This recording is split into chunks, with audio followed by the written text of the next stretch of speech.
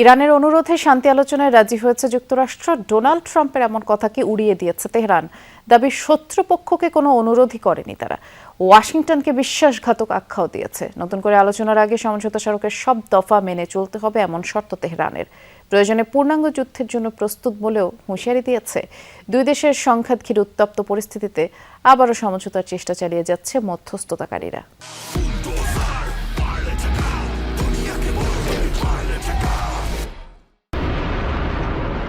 3 দিনের রক্তক্ষয়ী সংঘাতের পর শুক্রবার থেকে বন্ধ রয়েছে যুক্তরাষ্ট্র ইরান পাল্টাপাল্টি হামলা। তবে উত্তেজনা কমেনি এখনও, চলছে পাল্টাপাল্টি হুমকি-ধামকি।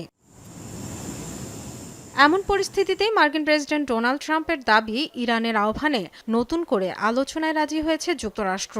দেশটির কর্মকর্তাদের বরাতে গণমাধ্যম এক্সিওস আগামী সপ্তাহে সুইজারল্যান্ডে বৈঠকের কথাও জানিয়েছে।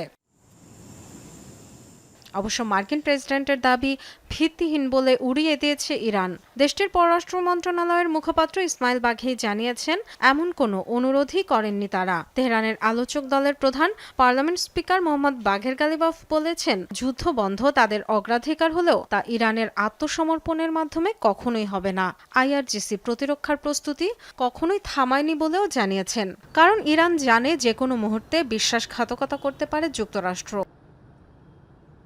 পরবর্তী আলোচনার আগে পাকিস্তানের মধ্যস্থতায় স্বাক্ষরিত সমঝোতা স্মারকের সব শর্ত মানতে হবে ওয়াশিংটনকে, এমন শর্তের কথা জানিয়েছেন ইরানের পররাষ্ট্রমন্ত্রী আব্বাস আরাকচি।